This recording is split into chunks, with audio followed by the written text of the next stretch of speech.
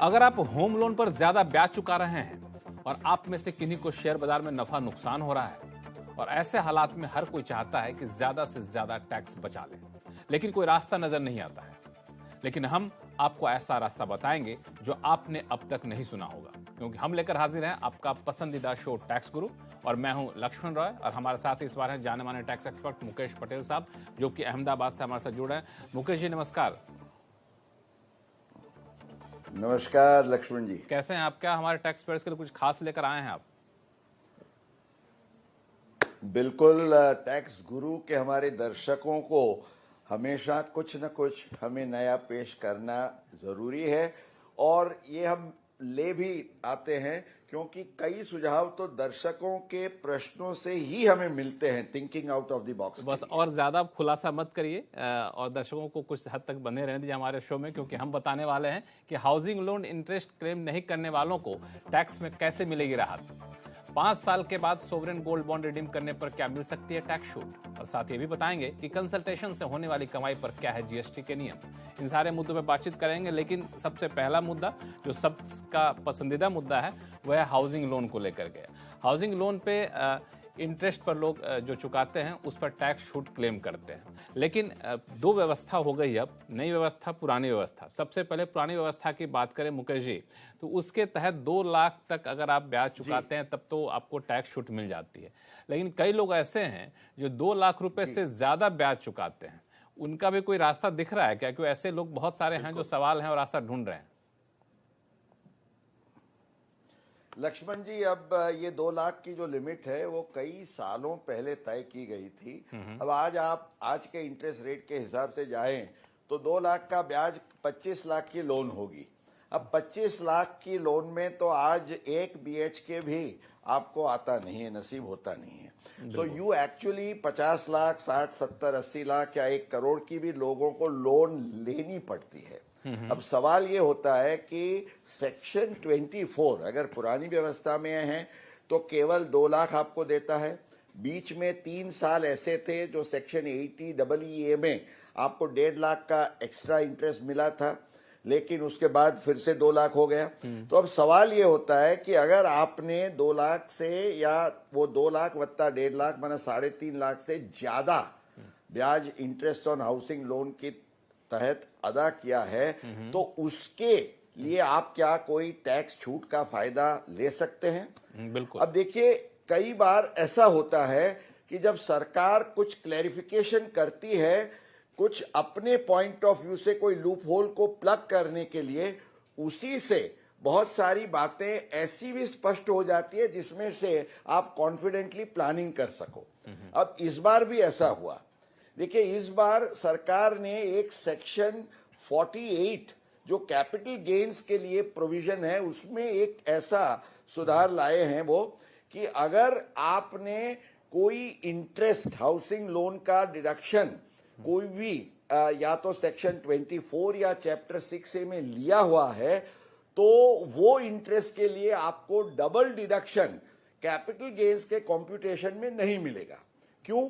क्योंकि कुछ ऐसे भी जुडिशियल प्रोनाउंसमेंट्स थे जिसके बारे में बहुत सारी चर्चाएं चल रही थी कि ये सही है या गलत है, पर उसमें ये कहा गया था कि आपको दोनों का फायदा मिल सकता है, माना छूट भी मिल सकती है और सेक्शन 48 में आप इसकी कॉस्ट को कैपिटलाइज भी कर सकते हैं। अब डबल डिडक्शन नहीं मिलेगा। ये सुधार लाने के साथ अब ये स्पष्ट हो जाता है कि अगर आप सिंगल डिडक्शन लेते हैं कैपिटल गेन्स में कॉस्ट ऑफ एक्विजिशन पर, तो आपको कोई आपत्ति नहीं होगी। मैं एक छोटा सा एग्जांपल दूंगा। मान लीजिए मैंने एक 50 लाख का घर लिया जिस पर मेरी 40 लाख की हाउसिंग लोन है और जिस पर मैं 4 लाख का ब्याज चुका रहा हूं। अब 2 लाख का इंटरेस्ट मैं क्लेम कर रहा हूं और 2 लाख जो है वो मैं जो नहीं क्लेम कर रहा हूं उसको मैं कैपिटलाइज कर सकता हूं, ताकि जब फ्यूचर में मैं मेरा घर बेचूं तो वो 50 लाख के साथ जो भी अनक्लेम्ड इंटरेस्ट है उसको जोड़ के मैं कैपिटल गेन्स के कंप्यूटेशन में राहत ले सकूं। हाँ, तो ये एक रास्ता है जो सीधे तौर पे नहीं दिखता है, लेकिन जैसा कि मुकेश पटेल साहब ने कहा कि जो बारीकियां हैं उन बारीकियों से निकला हुआ रास्ता है जो आमतौर पे आपको दिखता नहीं है। लेकिन ये सारी बातें जो आपने मुकेश जी बताई वो है दरअसल ओल्ड टैक्स रिजिम के तहत, नई न्यू टैक्स रिजिम के तहत तो कोई छूट की संभावना है नहीं। जी,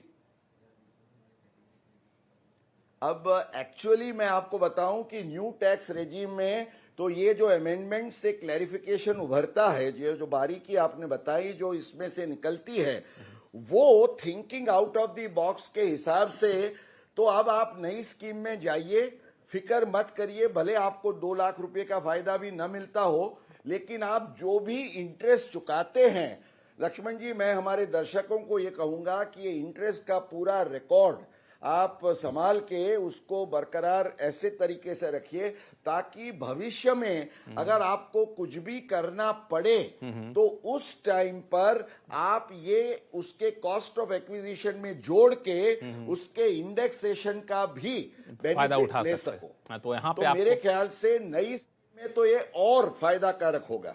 लेकिन उसका तरीका बदल गया है जैसा कि मुकेश जी ने बताया। चलिए, बहुत अच्छा लगा कि ये एक ऐसा मुद्दा था जो हर कोई जानना चाहता है, लेकिन कोई सटीक जवाब मिलना मुश्किल होता है, लेकिन ये बारीकियां आपने सुलझाई। अब शुरू करते हैं सवाल जवाब का सिलसिला। सबसे पहले चलते हैं मुंबई, जहां से सुनील भयानी जी हमारे साथ फोन लाइन पर जुड़ चुके हैं। सुनील जी नमस्कार। हाँ जी नमस्कार। बताएं क्या सवाल है आपके पास। हाँ Mukesh ji, sovereign gold bond पर आपका कार्यक्रम वास्तव में बहुत जानकारीपूर्ण, रोचक और उपयोगी था। अभी मेरा प्रश्न यह है कि नवंबर 2015 में इश्यू प्राइस पे 2684 प्रति यूनिट से सोवरिन गोल्ड बॉन्ड में मैंने निवेश किया था। मैंने 8 साल की परिपक्व अवधि से पहले और नियम के मुताबिक 5 साल के बाद जल्दी रिडीम किए।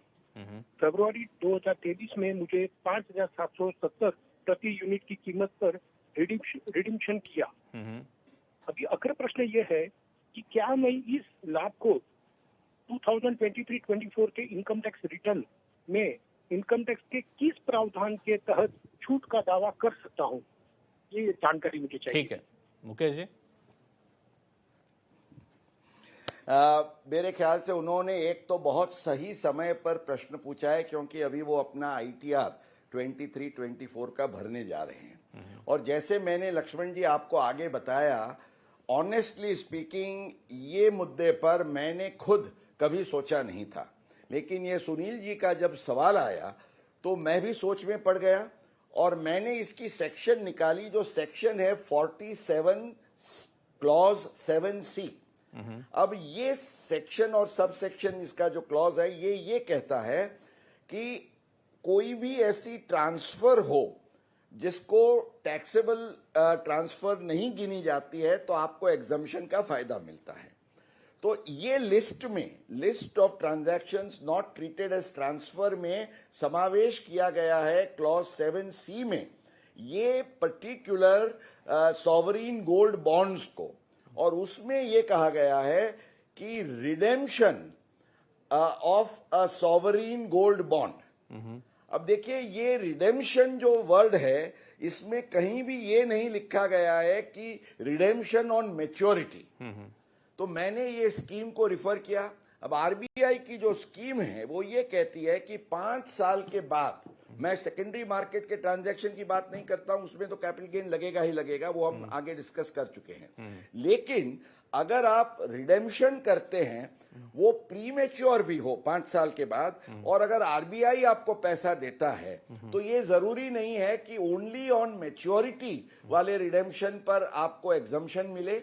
5 साल के बाद जब भी ऑफिशियल रिडेम्पशन प्राइस से जैसे सुनील जी को मिला है, तो सुनील जी आपको पर यूनिट जो 3033 का फायदा हुआ है, मेरे हिसाब से वो 47(7)(c) में आप कंप्लीटली उसका एग्जम्पशन ले सकते हैं। तो आपके एक्सप्लेनेशन को माना जाए मुकेश जी, तो जो लोग सोवरेन गोल्ड बॉन्ड में 5 साल बाद 7 साल से पहले भी रिडीम करा रहे हैं, उस पे जो उनको बेनिफिट मिल रहा है, उस बेनिफिट का इनकम टैक्स में एग्जम्पशन का फायदा ले सकते हैं। क्यों?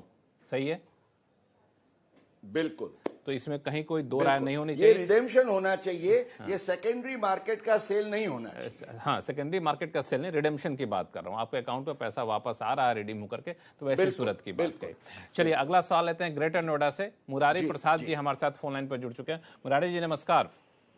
नमस्कार सर। आपको बहुत सुनते हैं बात में, आपका बहुत इकोनॉमिक एडिटर हैं आप सर, बहुत बताइए सर। चलिए बहुत हमारे दो सवाल है। जी दो सवाल। पहले एक सवाल बताइए, फिर दूसरा सवाल का जवाब आपको दूसरा सवाल से पूछूंगा। जी सर, मान लीजिए हमको कैपिटल गेन हमको इस ईयर में हो रहा है, तो पिछले साल में पिछले बैक साल में हमें लॉस हो रहा है, तो उसको सेटअप हो सकता है कि किस तरह का कैपिटल गेन? शेयर मार्केट की बात कर रहे हैं आप लक्ष्मण जी? जी। मतलब शेयर मार्केट में आपको लॉस हुआ है और प्रॉफिट हुआ है, उससे पहले के लॉस को सेट ऑफ करना चाहते हैं आप?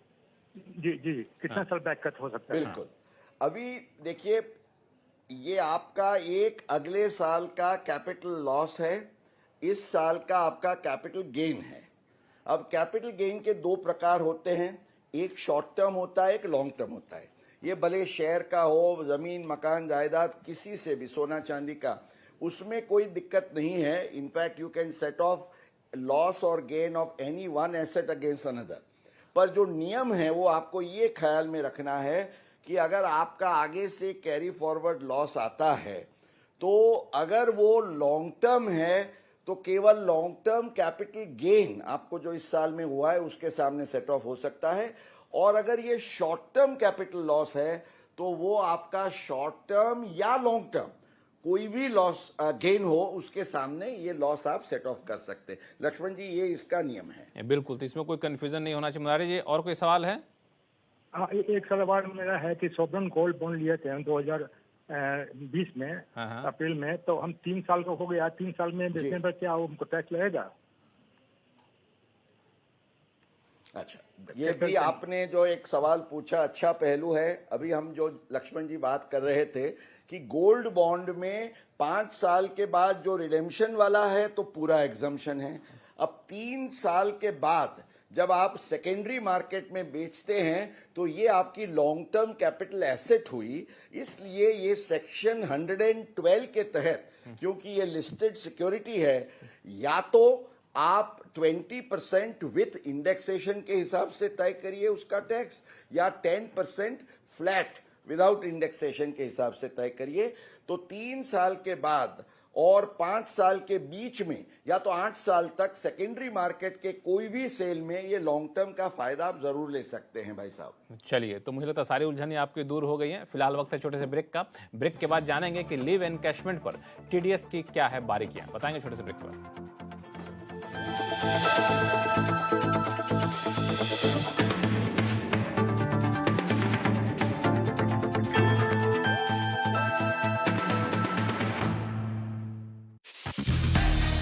यहाँ शेयरों से जुड़े हर सवाल का मिलेगा जवाब। 26,555 में लिया था, 3700 रुपए पर शेयर का लॉस है इनको। स्टॉप लॉस 21,700 का लगा के इसे होल्ड करें। एफएनओ में क्या पोजीशन लें, होल्ड करें या बेच दें? बेसिक चार्ट स्ट्रक्चर पॉजिटिव है, 1360 दिया करता है, होल्ड कीजिए। स्टॉक्स से जुड़े आपके हर कंफ्यूजन का वन स्टॉप सॉल्यूशन। इनको 340 के स्टॉप लॉस की सलाह दूंगा। देखिए ट्रेडर्स हॉटलाइन सिर्फ सीएनबीसी आवाज पर। Co-powered by Canara Bank. Together we can. एक आवाज जो कभी दबती नहीं, ये वो चैनल नहीं है जहाँ पे शोर मचा के आप डिबेट करें। एक आवाज जो सामने लाती है असली मुद्दे। भगवान राम और रामचरितमानस पे इस तरीके की टिप्पणियां राजनीति से प्रेरित हैं क्या? एक आवाज जो सिर्फ देश को रखे आगे। क्या बिहार में अब 2024 का चुनाव मंडल और कमंडल के बीच में होगा? बहस के शोर से अलग देश की सबसे असरदार बहस, देखिए आवाज अड्डा। प्लस के दमदार ट्रेस में आपका स्वागत है। हर रोज 10 बजे रहिए एक धमाकेदार शो के लिए तैयार। आपके इन्वेस्टमेंट कॉल्स क्या रहेंगे? वो चैनल पे स्टॉक लिस्ट है, स्टॉक का 3155 पे। मार्केट के मास्टर्स देंगे दमदार ट्रेडिंग आइडियाज। आपकी इस समय की फ्रेश कॉल। एक स्टॉक काफी वक्त से जो पसंद है वो है मिड कैप आईटी। 850 का स्टॉप लॉस प्लेस कीजिएगा, 910 के टारगेट्स में देखते हैं। जो बनाएंगे हर रोज आपकी कमाई की पिक्चर सुपरहिट। ये स्टॉक के टारगेट्स लगभग 615 रुपए के रहेंगे। देखिए 10 के दमदार ट्रेड सिर्फ CNBC आवाज पर। मार्केट के आखिरी 1.5 घंटे का सारा एक्शन, आपका वापस 20 डे एक्सपोनेंशियल मूविंग एवरेज है और वो सपोर्ट का काम करेगा मार्केट के लिए। क्लोजिंग बेल बजने से पहले कीजिए जबरदस्त कमाई। वो चीज जो कि कल हमारे हाथ में थी स्लिप कर रही है हमारे फेवर में। कॉल राइटर्स, पुट राइटर्स पूरी तरीके से हावी हैं। तो यहीं पर हमने देखा है वो अच्छा खासा रुझान खरीदारी का बना है जाने माने एक्सपर्ट्स के साथ। निफ्टी के पैटर्न को देख के लगता है कि बैंक निफ्टी में भी हमें ब्रेकआउट देखने को मिल जाएगा। देखिए कमाई का अड्डा के प्रायोजक हैं server 40 extra, can't do without it. Property खरीदनी हो या बेचनी, बजट है 45, 1 BHK है, उल्वे या फिर पनवेल। उल्वे के लिए मिल जाएगा और ग्रोथ प्रोस्पेक्ट्स बहुत ही अच्छे हैं। वंस ट्रांसफार्मर लिंक रेडी हो जाता है। जाने माने रियल एस्टेट एक्सपर्ट से जानिए आपके हर सवाल का जवाब। 1.5 करोड़ तक का इनका बजट है। गुरुग्राम आउटस्कर्ट्स में भी इनको चलेगा। गुरुग्राम सेक्टर 86 से लेकर 116 के बीच में मिल जाएगा। रियल एस्टेट सेक्टर से जुड़ी हर प्रॉब्लम का वन स्टॉप सॉल्यूशन। महंगाई और जो दूसरे फैक्टर्स हैं, अंतर्राष्ट्रीय परिस्थितियां, सबका एक मिला जुला इम्पैक्ट आता है रियल एस्टेट मार्केट पर। देखिए property guru presented by signature global.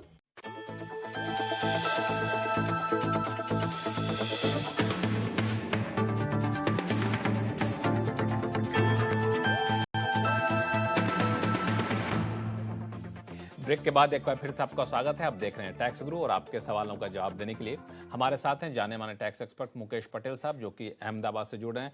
Mukesh ji, सवाल लोगों के लिए, लेकिन उससे पहले एक मुद्दा जो पिछले कई महीनों से चला आ रहा है, हर शो में हम लोग किसी न किसी तरीके से उसको डिस्कस करते हैं, वह है new tax regime, old tax regime. हर दिन कुछ नए नए पन्ने उसमें से निकलते आ रहे हैं, लोगों की उलझने उसमें बनी रहती है। तो इस बार मैं आपको TDS को लेकर सवाल पूछूंगा न्यू टैक्स रिजिम में। दरअसल न्यू टैक्स रिजिम में सैलरी से जो TDS कटता है उसको लेकर पिछले दिनों एक नोटिफिकेशन भी सरकार की तरफ से आया था, तो उस पर अगर कुछ सफाई दे सके हमारे दर्शकों को। बिल्कुल, जरूर। लक्ष्मण जी, 5 अप्रैल 2023 को CBDT का सर्कुलर नंबर 4 CBDT ने जारी किया, जिसमें उन्होंने ये क्लैरिफिकेशन दिया है कि एम्प्लॉयर द्वारा एम्प्लॉई का TDS जो सैलरी में से कटना है, ये 23-24 के वित्तीय वर्ष में वो कैसे कटे। अब इस ऑल सैलरीड एम्प्लॉयज जो भी पगारदार है उनको ये ध्यान में रखना है। इसमें ये कहा गया है कि हालांकि अब जो नई सेक्शन 115 BAC है उसमें the new scheme is the default regime, माना नए को ही आपको बेस रख के चलना है, अगर आपको चॉइस करनी है तो पुराने की। लेकिन बोर्ड ने ये कहा है कि अभी ये नया नया प्रोविजन है, इसलिए हर एक एम्प्लॉयर को एम्प्लॉय से पूछना है in the beginning of the year कि आपको ओल्ड या न्यू किसको पसंद करना है।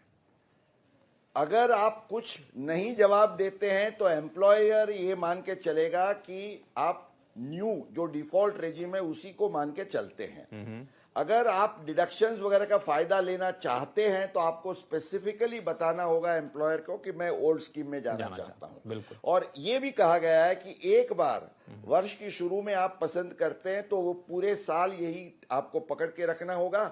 हालांकि रिटर्न भरने के समय पर आप अगर चाहें तो जो सेक्शन में सुविधा है उसके हिसाब से आप अपना दावा चेंज कर सकते हैं। लक्ष्मण जी, बिल्कुल। तो ये एक तरह से कहें सफाई है न्यू टैक्स रिजिम को लेकर के। अगर उसमें अभी भी कुछ उलझने बनी रहे हैं आपको तो आप हमें लिखिएगा tax@moneycontrol.com पर। हम लोग हर शो में कुछ न कुछ पहलू जो अभी तक अनसुलझी हुई हैं उसको दूर करने की कोशिश करेंगे। चलिए फिर से शुरू करते हैं सवाल जवाब का सिलसिला। चलते हैं दिल्ली, जहाँ से अंग्रेज कुमार गुप्ता जी हमारे साथ फोन लाइन पर जुड़ चुके हैं। गुप्ता जी नमस्कार। नमस्कार जी, बताएं क्या सवाल है आपके पास। सर ऐसे मेरा सवाल है कि गवर्नमेंट ने टैक्स में ये बजट में न्यू इंटरेस्टमेंट 3 लाख से बढ़ा के 20 लाख 25 लाख तक टैक्स किया है। ये प्राइवेट सेक्टर के लिए 3 लाख तक न्यू इंटरेस्टमेंट टैक्स ये था, उसको बढ़ा के 25 लाख किया है। लेकिन मेरा इंतजार करते में हमारे पास कोई सर्कुलर नहीं है, उन्होंने 3 लाख से ऊपर के अमाउंट पे ही टैक्स काट दिया। अच्छा, तो ये कैसे हुआ मुकेश जी, क्या दिक्कत हो सकती है, कहाँ कंफ्यूजन है। लक्ष्मण जी, मुझे वो ताजमहल का पुराना गाना याद आ गया जो हमें हमारे CNBC आवाज के माध्यम से वित्त मंत्री जी को सुनाना होगा कि जो वादा किया है वो निभाना पड़ेगा। उसमें कोई भी चूक नहीं होनी चाहिए, क्योंकि 1 फरवरी को उन्होंने एक बहुत बड़ी भेंट जैसे पूरे सैलरीड क्लास को दी। 25 साल के बाद 98 में ये 3 लाख की लिमिट तय की गई थी और 2023 में 25 साल के बाद आपने 3 लाख का 25 लाख किया। सबकी अपेक्षा ये थी कि ये हमें ये गिफ्ट ये मिल जाएगी आजादी के अमृत वर्ष में, जब 75 साल हम मना रहे हैं।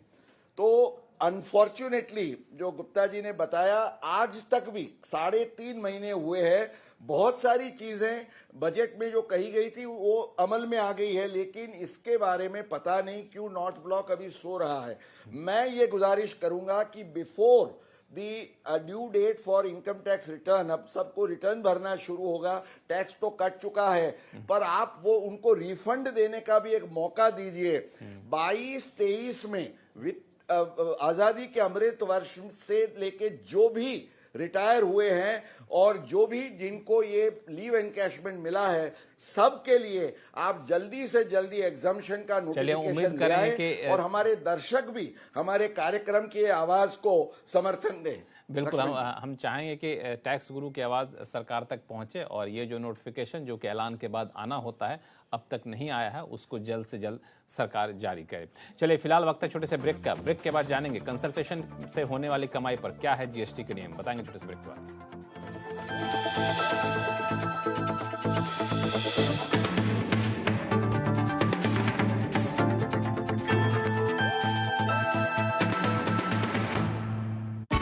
सास बहू और सेंसेक्स में आप सबका स्वागत। एक धमाकेदार लाइव शो। आज हमको दुबई जाना है, अमरावती, लखनऊ, दरभंगा, बिहार भी। महिलाओं की निवेश से जुड़ी हर क्वेरी का सॉल्यूशन। बिगनर हूँ, इसलिए मेरे पोर्टफोलियो में क्या क्या स्टॉक्स होने चाहिए। 100 शेयर्स है मेरे पास, गोइंग डाउन। इसको रखना चाहिए, बेच देना चाहिए। बेहतरीन इन्वेस्टमेंट आइडिया जाने माने मार्केट एक्सपर्ट्स के साथ। तो 900 का एक स्टॉप लॉस उन्हें मेंटेन करना चाहिए, अपनी पोजीशन को होल्ड करें। देखिए सास बहू और सेंसेक्स सिर्फ CNBC आवाज पर।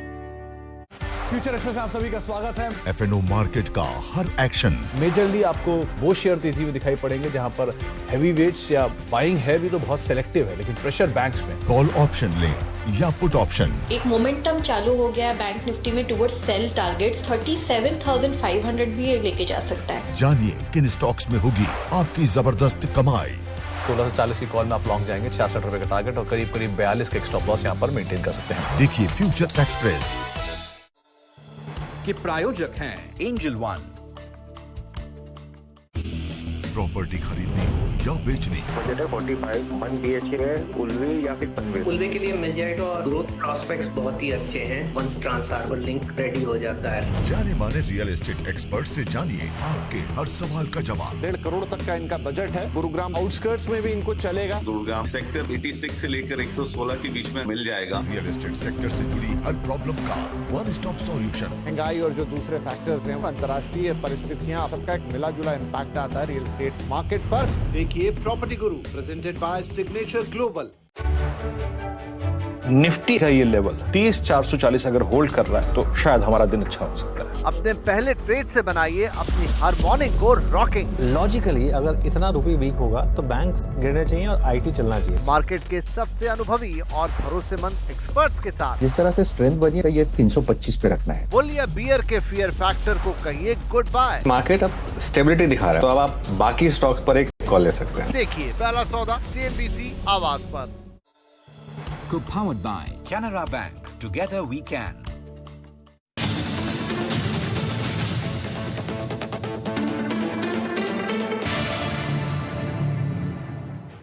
ब्रेक के बाद एक बार फिर से आपका स्वागत है। अब देख रहे हैं टैक्स गुरु और आपके सवालों का जवाब देने के लिए हमारे साथ हैं अहमदाबाद से जाने माने टैक्स एक्सपर्ट मुकेश पटेल साहब। मुकेश जी, सीधा सवाल लेते हैं। वो सवाल है बेंगलुरु से रवि अग्रवाल साहब का, जो हमारे साथ फोन लाइन पर जुड़ चुके हैं। रवि साहब नमस्कार, क्या उलझन है आपकी? जी नमस्कार sir. Actually current financial year में मेरे को ये चेक करना था कि फ्रीलांसिंग का टैक्सेशन कैसे होगा। लाइक कंसल्टेशन हम अगर प्रोवाइड करते हैं और उसके लिए क्या GST भी हमको लेना पड़ेगा कि नहीं लेना?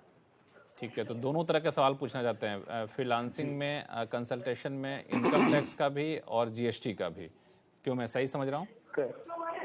जी सर। हाँ, मुकेश जी क्या सुझाव है आपके लिए? बिल्कुल।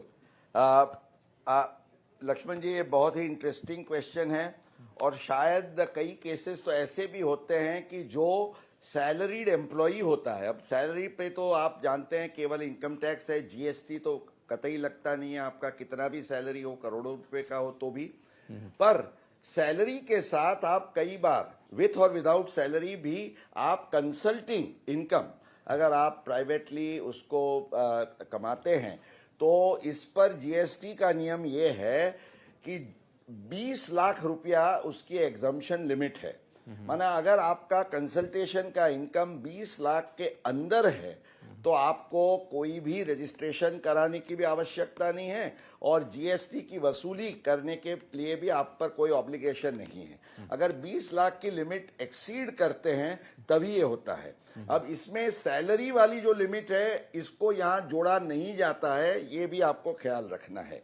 और जो कंसल्टिंग इनकम है उसमें इनकम टैक्स में आपको ये फायदा होगा कि सेक्शन 44 एडीए में ये प्रोफेशनल इनकम दिखा के आप उस पर 50% तक के एक्सपेंसेस भी क्लेम कर सकते हैं बिना बुक्स ऑफ अकाउंट्स रखे हुए।